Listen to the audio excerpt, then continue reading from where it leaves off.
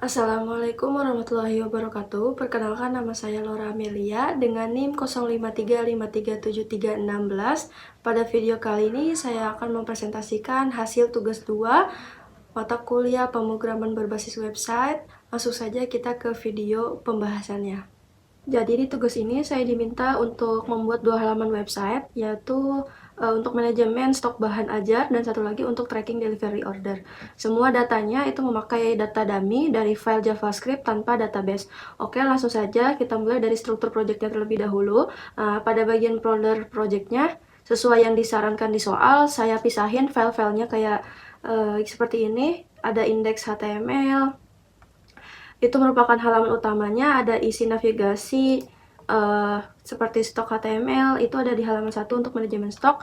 Tracking HTML ada di halaman 2 untuk tracking delivery order. Terus ada folder CSS yang isinya adalah style CSS untuk tampilannya atau pengaturan-pengaturan tampilannya. Nah, di sini juga ada folder JS. Nah, di dalam folder JS ini ada 2 file logic view, yaitu stok app.js dan tracking app.js. Nah, untuk datanya di soal itu dikasih file data bahan ajar.js sebagai template dummy data. Data-data itu kayak UPBJJ list, kategori list, stok, paket, sama trackingnya itu saya integrasikan langsung ke masing-masing file JS-nya. Contoh, untuk stok app.js ini punya datanya sendiri seperti tracking, dan tracking app.js juga dia memiliki datanya sendiri gitu, sesuai petunjuk soal yang dibilang kalau file data dummy itu jadi acuan untuk tiap file view-nya ya. Nah, kemudian untuk yang pertama yang akan saya jelaskan adalah di bagian stok app.js. Di dalam stok app.js ini ada beberapa seperti variabel app new view dan lain sebagainya di sini untuk UPJJJ. Nah, semua data ada di properti data, mulai dari array si stoknya, state filter, terus juga sampai project form, semua ada di sini. Jadi ini bersifatnya itu reaktif, jadi kalau nilainya berubah, tampilannya juga otomatis ikut diupdate.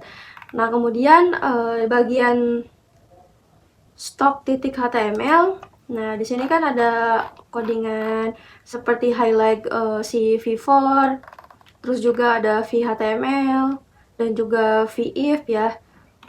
Nah, di sini jadi di HTML ini saya pakai v4 untuk render listnya dari computed filter stoknya, terus ada vhtml untuk kolom catatan karena isinya memang HTML. Kalau misalnya pakai mustache, biasa tagnya itu tidak ke render untuk status stoknya. Jadi saya di sini pakai vif, vlcif, velse, dan berdasarkan kondisi quantity versus safety-nya nanti. Nah, kemudian ada ke stok app.js. Di sini ada computed, ke bawah ini merupakan filter dan sort semuanya ya. Jadi saya taruh di computed filter stock, alasannya itu bukan karena metode, karena compute di CC view tidak dieksekusi ulang atau dependensinya tidak berubah. Saya slash dulu supaya RSS-nya tidak termutasi. Filter kategori juga saya kondisikan cuma aktif kalau daerahnya itu sudah dipilih gitu. Nah, untuk implementasi dependence-nya jadi ada optionnya gitu.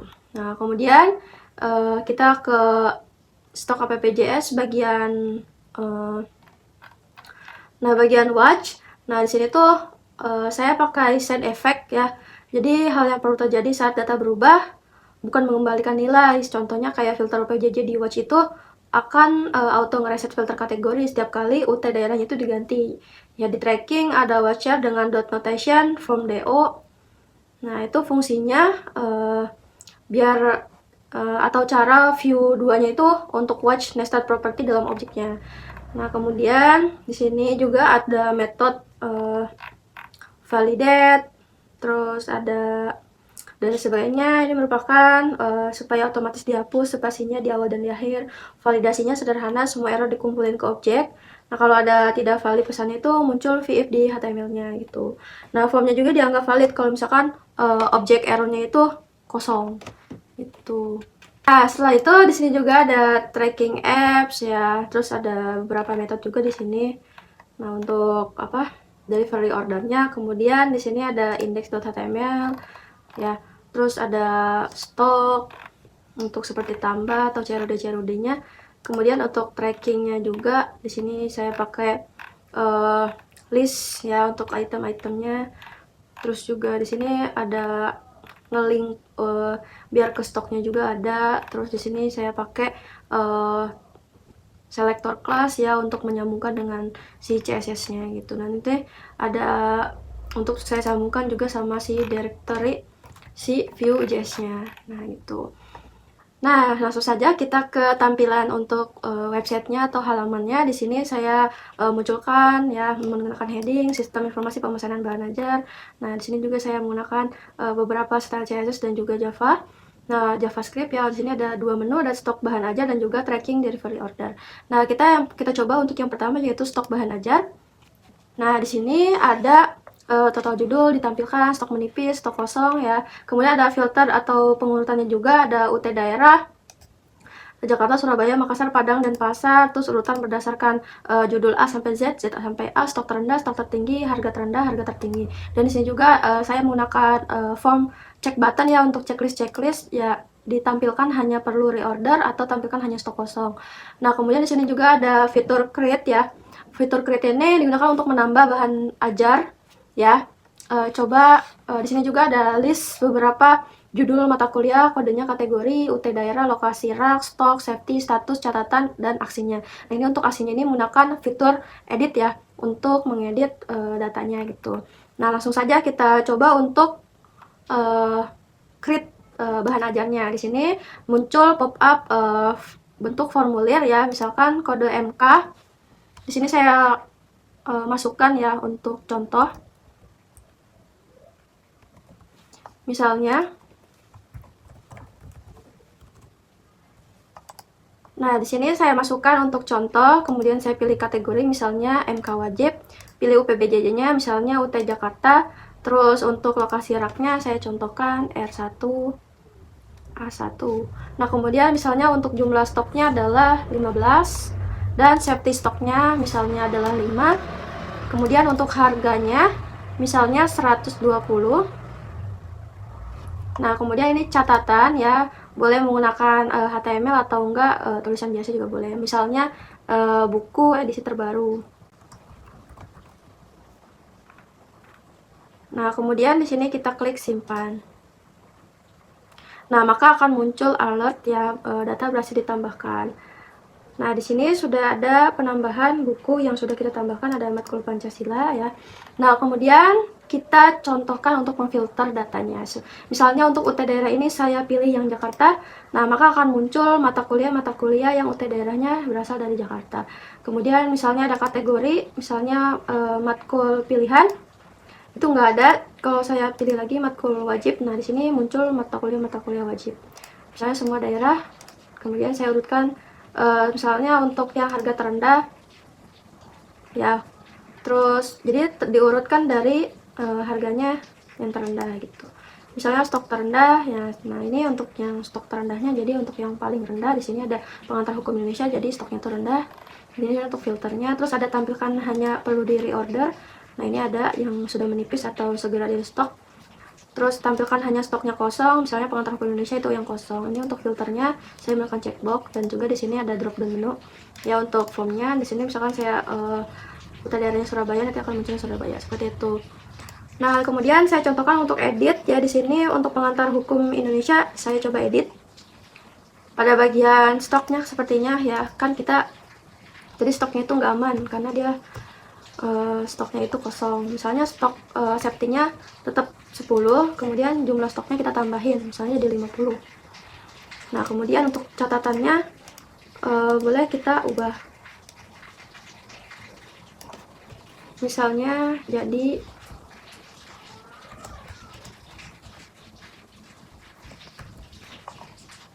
nah, kemudian kita klik simpan perubahan.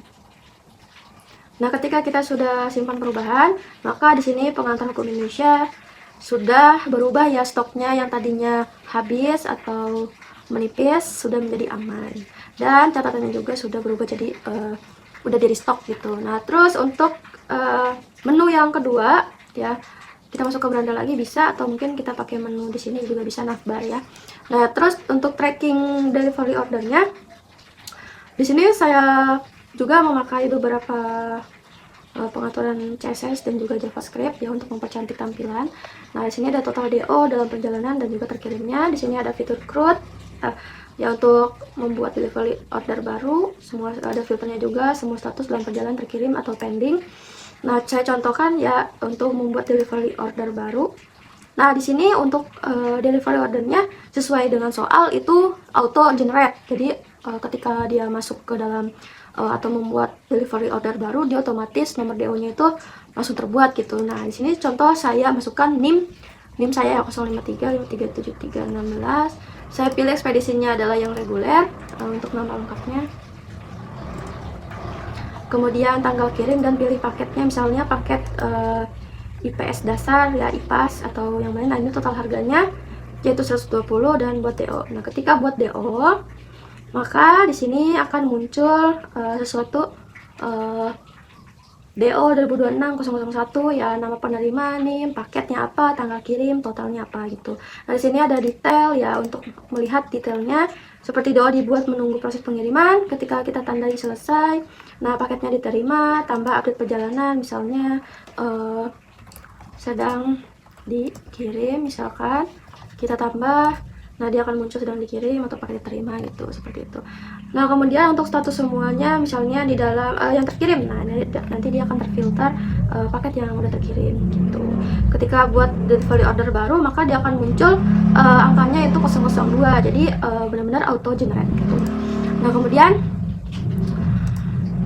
kita klik batal. Nah, kemudian di sini ada tulisannya, yang tadinya terkirimnya 0, jadi terkirimnya itu ada 1 karena yang tadi kita buat itu sudah diklik untuk si pengirimannya gitu. Nah, untuk total DO-nya jadi 2. Coba kita buat semua status ya. Nah, di sini ini untuk data dummy-nya udah saya munculkan.